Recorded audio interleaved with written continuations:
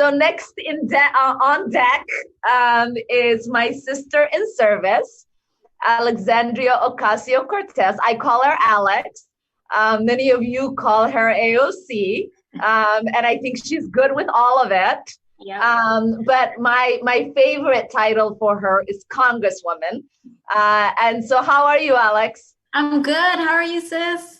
I'm doing good. So I actually was like looking forward to talking to you because, you and I talk about this like through text messages and whenever we see one another, there is like all of this work that we do that is driven out of the everyday lives that we used to lead, and the challenges we faced before we got to Congress, right? There are all of these people who I think have no idea that like we lived paycheck to paycheck. Yeah.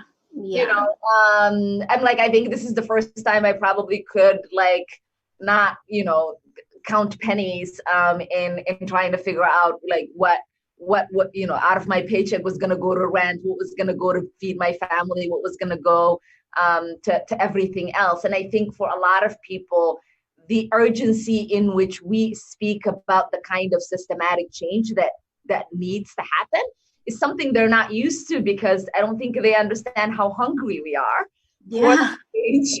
And I don't think they understand how hungry the people are to have people who come with that hunger, right? Who come with that fire, who come with that need to say, like, you're going to hear us today, because we've been waiting for a long time. And, I recently heard that, things like the Green New Deal are like aspirational because, we don't have all of Congress signed on to support the resolution. Things like our Homes for All legislation is aspirational because, it's just platitudes, right? We don't have these people supporting it. We don't have members of Congress signed on. What was your response when you heard that from people? Because to me, I'm just like, we are sent to create a vision. We are sent to fight for that vision. And we are sent to create the kind of policies that are actually going to address, right, the gravity of the problems that we have. But what's your take on that? Yeah, I think it's so funny when people say that, because the kind of invisible thing that they're not saying is ... so you shouldn't try, right? And I always find it so wild because, we know this, that the bar for us, the bar for you as your freshman, as a freshman member, the bar for me as a freshman member, for Ayana, Rashida, everybody is so much higher than it is normally for a lot of, especially mediocre Republican freshmen. So it's like, oh, you introduced this sweeping legislation. Why didn't you pass it yet? And we're like, first of all, we've been here for 5 minutes. Second of all, even with resolutions like the Green New Deal or your housing resolution or lots of other big progressive resolutions, we've actually been creeping towards getting a majority of the Democratic caucus signed on board. And so a lot of people think that there's only like 2 people on the Green New Deal. No, there's over 100 members signed on of Congress signed on to the Green New Deal. And especially when it comes to federal legislation, it's not like taking it apart and like introducing it as standalone bills and passing it as amendments to major bills that have passed Congress.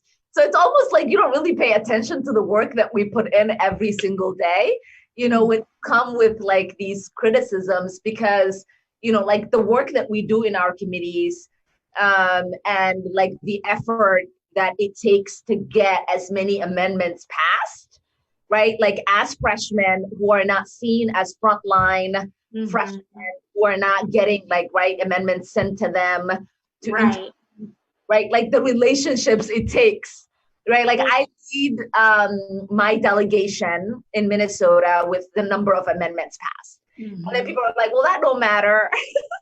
And I'm like, well, do you understand like the amount of effort, right? Like that it takes for freshmen like you and I to be able to get one amendment passed, let alone, right, like double digits, and like dozens.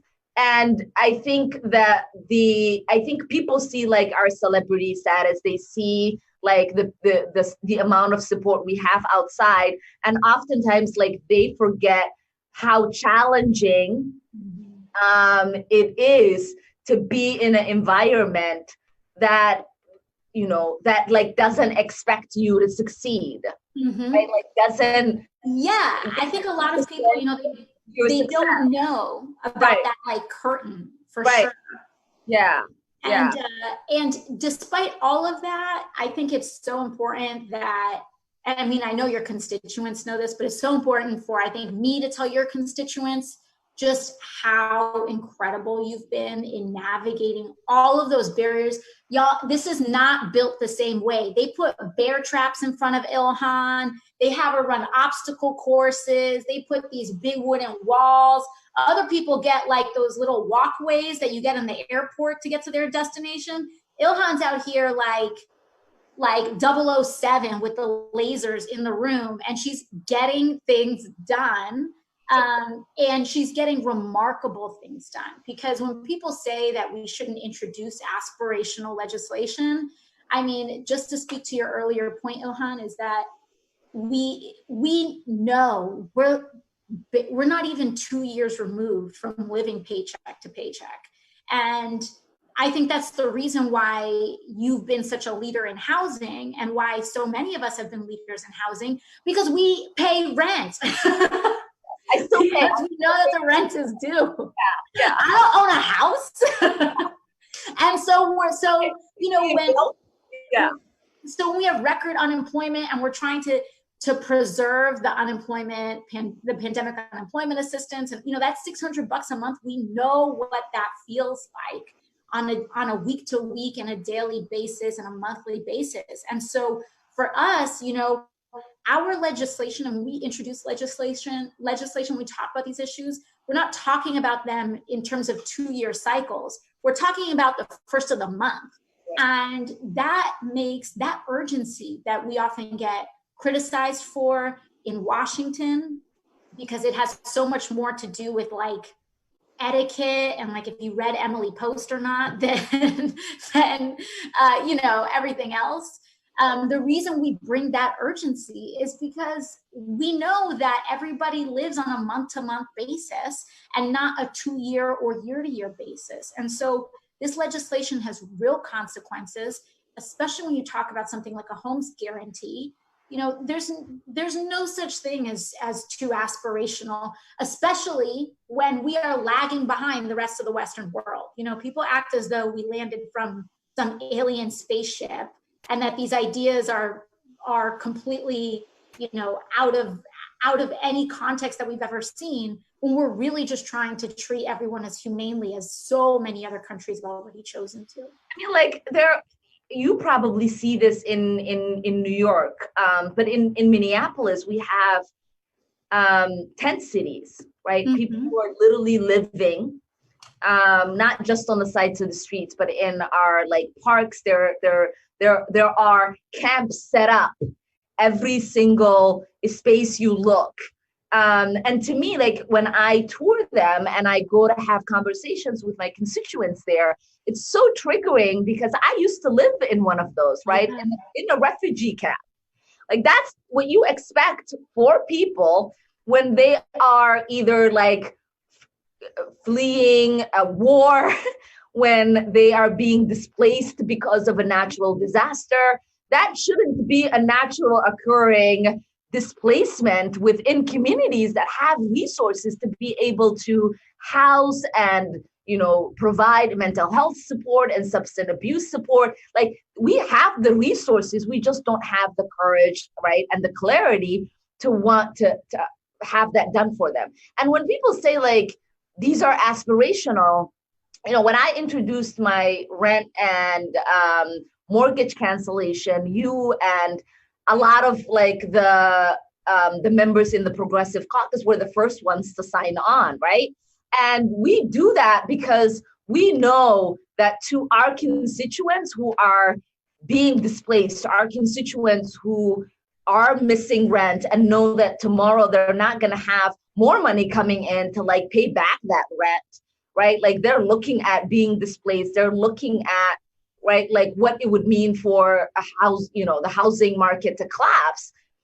They want to be seen, and they feel seen by the pieces of legislation we introduce, because they like when people come to lobby, I don't know if you meet with lobbyists, but I often don't meet with lobbyists, right? Like I meet with people who come to talk to me about the direct issues they're having themselves.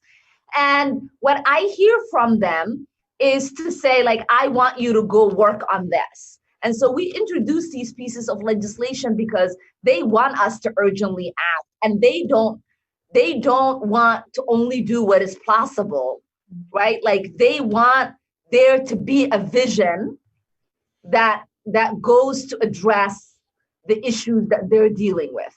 In the same ways in which those lobbyists, right, like that come from Wall Street and like the healthcare industry and all of that, they show up with the bills to say, introduce this. Nobody says, oh, this tax cut, right? Like that's aspirational. We shouldn't spend $1.4 trillion in that. Like they get it done because it's being demanded by the people they are responsive to.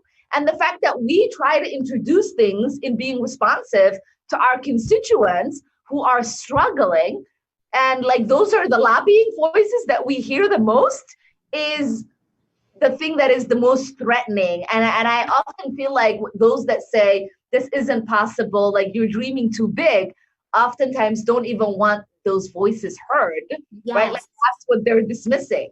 Yes, exactly. And I think it's so important to communicate to everybody watching that it is not an accident that I had a primary challenger funded by Wall Street, that Rashida has a primary challenger, that you have a primary challenger, because when you speak truth to power, power fights back. And it's not a coincidence that these primary challengers that have cropped up are funded by Wall Street and dark money. And so it's really one of those big, like, choose your fighter moments. Like, are you going to, you really think that a Wall Street backed, lobbyist operation is really going to be what's best for us? Or are we going to back grassroots people back candidates? And I think that, we enter these fights and we knew that something like this probably was going to happen to all of us, because this is exactly why people don't speak up in Washington, right? Your primary, remind people how much was spent in your primary. So in my primary, there was let me break it down, $3 million spent against me in my primary, plus a super PAC. So we don't even know how many more millions were in the super PAC, plus my opponent, because she was a multimillionaire, loaned herself $1 million, 72 hours or so, maybe 90 hours before the election day.